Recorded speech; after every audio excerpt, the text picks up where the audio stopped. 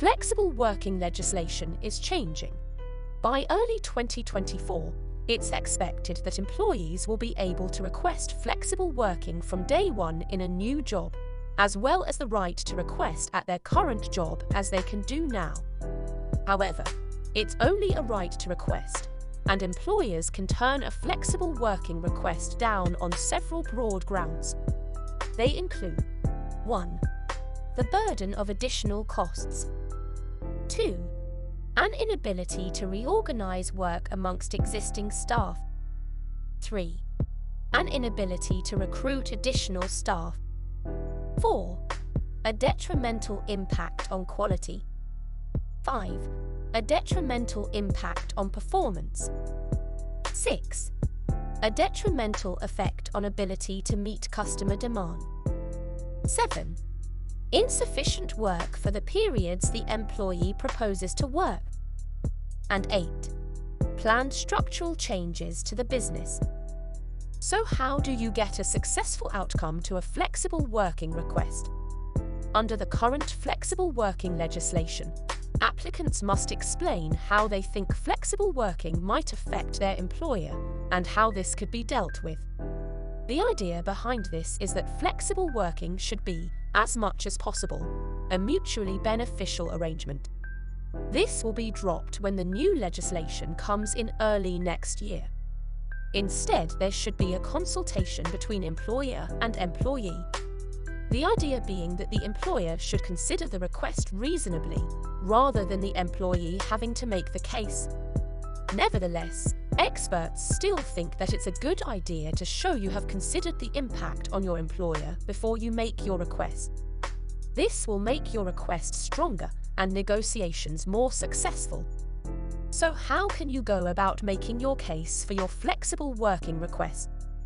First, make sure you prepare. Review all of the individual tasks involved in your job and consider whether they could be done from a different location or at a different time. Consider how this could fit in with your request for flexible working. Also consider any additional costs and challenges which might be incurred as a result of your request, and devise ways to mitigate these. For example, if your request requires you to have extra equipment so you can work from home some of the time, this might incur costs. Make sure you raise these, but justify them. You will need to be able to demonstrate to your employer how you can successfully continue to carry out your role in your proposed new work pattern. So be prepared to show that this new working pattern will not harm the business. Consider any benefits to the business which might occur as a result of your proposal, such as you being available to work at different times to your colleagues, and highlight these.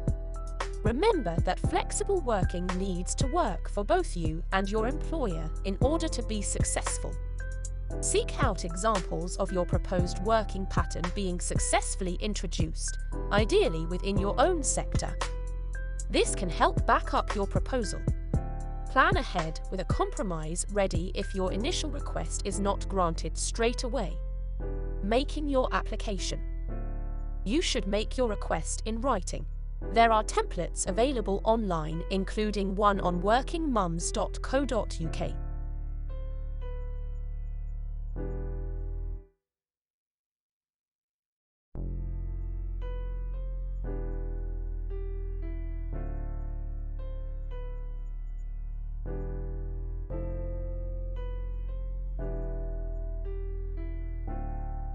Try to address any potential difficulties your request might bring to the business, and how these could be overcome. Try to illustrate how your work can successfully be carried out under your proposed new working pattern, and demonstrate how it will not harm the business. Be sure to highlight how your request might offer benefits to the business. Perhaps a change in hours will give extra cover to a help desk or such like. Your employer's decision period is currently 3 months, but under the new legislation in 2024, this will be reduced to 2 months. So your employer will need to get back to you within the 2-month period with a decision on your flexible working request. If your manager is still unsure about your request, You could suggest a trial period so that they are able to see that you can make the new working pattern work. However, if you opt for this, make sure there is a proper review process in place. Currently, you can only make one flexible working application per year. However, after the new law takes effect next year, you will have the ability to make 2 flexible working requests within any 12-month period. Finally, a word about requesting job sharing or reducing your hours to part-time work.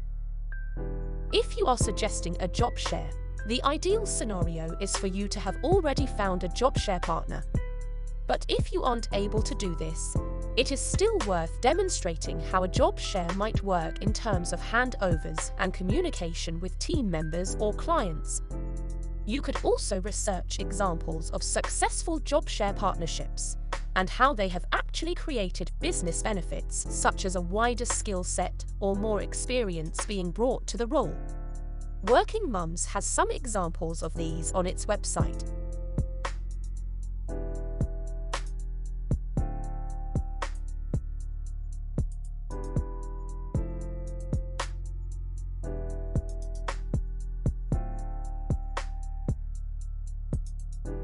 If you are requesting dropping your hours to work part-time, it is important to think about which days might work best from a business perspective rather than a personal one.